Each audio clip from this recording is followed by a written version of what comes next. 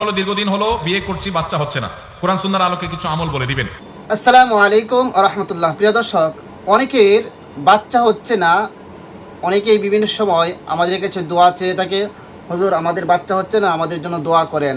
অনেক সময় আমাদের আলেম ওলামা যারা আছে ওয়াজের স্টেজে যখন বসে তখন ওনাদেরকে বলা হয় যে হুজুর দোয়া করবেন, আমাদের সন্তানাদি হচ্ছে না। হ্যাঁ প্রিয় দর্শক, দুনিয়ার মধ্যে বিয়ে শাদী করার পর যেই বাগানটা, এই বাগানের ফুল হচ্ছে সন্তানাদি, এবং এখন যদি যেই বাগানের মধ্যে ফুল না ফুটে তাহলে সেই বাগানের কিন্তু সৌন্দর্য নেই। আপনি গোলাপের গাছ লাগালেন, আপনি যত ফুল আছে ফুলের গাছ লাগালেন, কিন্তু ওই গাছের মধ্যে যদি ফুল না আসে তাহলে সেটা কিন্তু সৌন্দর্য নয়।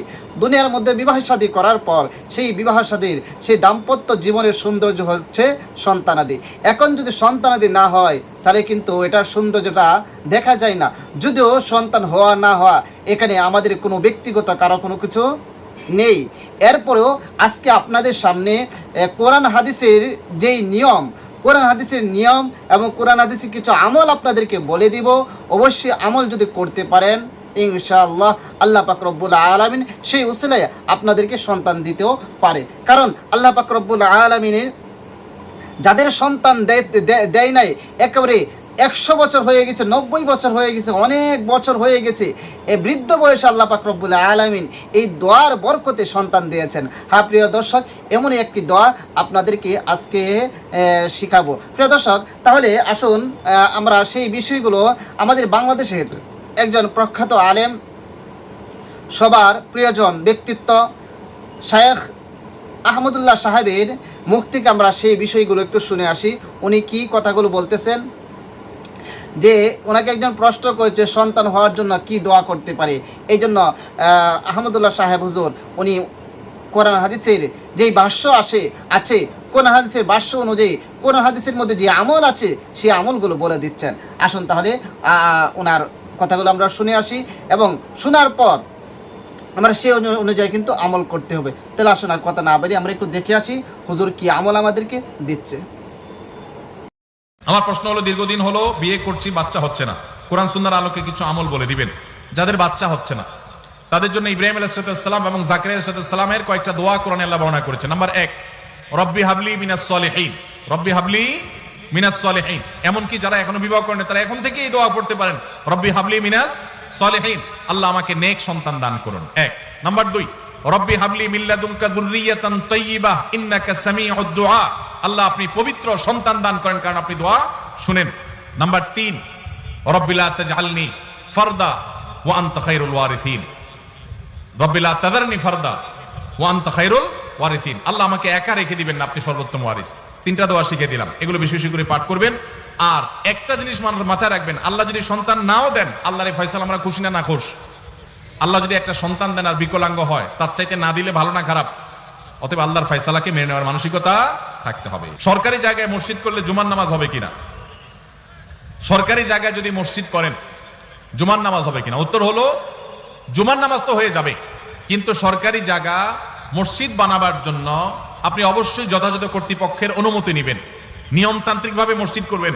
মসজিদ আল্লাহর ঘর, সেটা এই জন্য যেখানে সেখানে করবেন। সরকারি জায়গা পাইলেন আর মসজিদ একটা বানায় দিলেন, আদৌ দরকার আছে কিনা সেটার কোনো বিবেচনা নাই, এটা করা উচিত না। তবে এটা ঠিক, মুসলিম প্রধান দেশে মুসলমানদের নামাজ পড়ার জন্য একটা সরকারি বিরাট বড় এরিয়া আছে, সেখানে অনেক মুসলমান বসবাস করে, সেখানে নামাজ পড়ার জায়গা করে দেওয়া সেখানকার কর্তব্য, ব্যক্তিদের কর্তব্য, তাদের কাছে সেটা আদায় করতে হবে।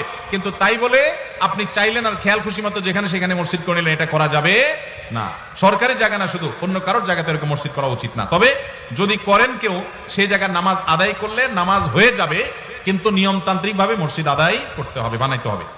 মসজিদে চেয়ারে বসে নামাজ পড়লে নামাজ হবে কিনা? ভাই মসজিদে চেয়ারে বসলে নামাজ পড়লে নামাজ হবে কিনা? উত্তর হলো, যদি কেউ রুকু সেজদা দিতে অপারক হন, অসুবিধা হন, তাহলে তার জন্য এটা জায়েজ হবে। কিন্তু আমাদের দেশে অনেকে একটু কোমর ব্যথা, একটু শরীরটা খারাপ লাগে, মেজমেজ করে চেয়ারে বসে নামাজ শুরু করে দেয়। এইরকম যদি করে তাদের নামাজ হবে না, কারণ আল্লাহ বলেছেন ওয়াকুমু লিল্লাহি কানিতিন, নামাজের মধ্যে দাঁড়ানোটা কি সুন্নত না নফল? ফরজ। এই ফরজ তরক করে যদি আপনি বলেন যে শরীরটা খারাপ লাগতেছে চেয়ারে বসে গেলাম, একটু ভাবসাব ধরলাম, তাহলে নামাজ হবে না। যার রুকু সিজদা করার ক্ষমতা নাই, ডাক্তার তাকে কঠোরভাবে নিষেধ করেছে, মারাত্মক পেইন হয়, তার জন্য জায়েজ আছে, বাকি যেন তেন উসিলাতে এটা করা যাবে না। আমাদের এলাকা ফজরের আজানের আগে কিছুক্ষণ গজল জিকির করার পরে বিসমিল্লাহ বলে আজান শুরু করে, এটা কতটুকু সুন্নাত? ভাইরা আমার, আজানের আগে কোনো বিসমিল্লাহ বলতে হবে না। আজানটা আল্লাহু আকবার, এটাই আল্লাহর নাম, এটাই জিকির। আবার বিসমিল্লাহ বলে আলাদা জিকির করার দরকার নাই, এটা সুন্নাত দ্বারা সাব্যস্ত নয়। আজানের আগে আলাদা কোনো বিসমিল্লাহ বলার দরকার নাই, এটা সুন্নাত নয়। দ্বিতীয়ত হলো, আজানের আগে আবার এই যে গজল গাচ্ছেন, মানুষকে ডাকতেছেন, তাহলে আজানটা কিসের জন্য? আজান তো মানুষকে ডাকার জন্য, এই জন্য এটা সুন্নাহ সম্মত কোনো কাজ হতে পারে না। প্রিয় দর্শক, আপনারা সকলে শুনেছেন শেখ আহমদুল্লাহ সাহেব কয়েকটি কোরআনের আয়াতের কথা বলেছেন, যে আয়াতগুলো হযরত জাকারিয়া আলাইহিস সালাতু ওয়াস সালাম করেছেন ওনার ছেলের জন্য, ওনাকে সন্তান দেওয়ার জন্য। রব্বি হাবলি মিনাস সলিহিন, হযরত ইব্রাহিম আলাইহিস সালাতু ওয়াস সালামও দোয়া করেছেন। এই দোয়াগুলো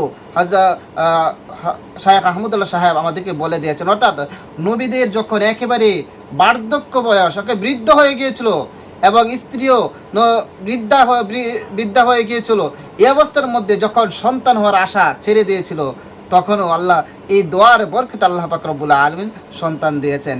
এই জন্য আমাদের যাদের সন্তান হচ্ছে না, আমরা বেশি বেশি করে আল্লাহ পাক রব্বুল আলামিনের কাছে দোয়া করব, তাহলে আল্লাহ পাক রব্বুল আলামিন এর দরবারে কোনো কিছুর অভাব নেই। এই জন্য বেশি করে দোয়া করব, কখনো নৈরাশ হব না, কখনো ভেঙে পড়বো না, বরং আল্লাহ পাক রব্বুল আলামিনের কাছে দোয়া করব বেশি করে। এই দোয়াগুলো আমরা যদি করতে পারি, অবশ্যই অবশ্যই ইনশাআল্লাহ আল্লাহ পাক রব্বুল আলামিন হয়তো আমাদের উপর রহম করতে পারে। প্রিয় দর্শক, এই আমলগুলো যেন আমরা সঠিকভাবে করতে পারি এবং যাদের সন্তান হচ্ছে না তারা যেন আমলগুলো করতে পারে, এই জন্য ভিডিওটা বেশি করে শেয়ার করে দিবেন, যেন তারা জানতে পারে, আমল করতে পারে। আর সবাইকে অসংখ্য ধন্যবাদ ভিডিওটি দেখার জন্য। আসসালামু আলাইকুম ওয়া রাহমাতুল্লাহ।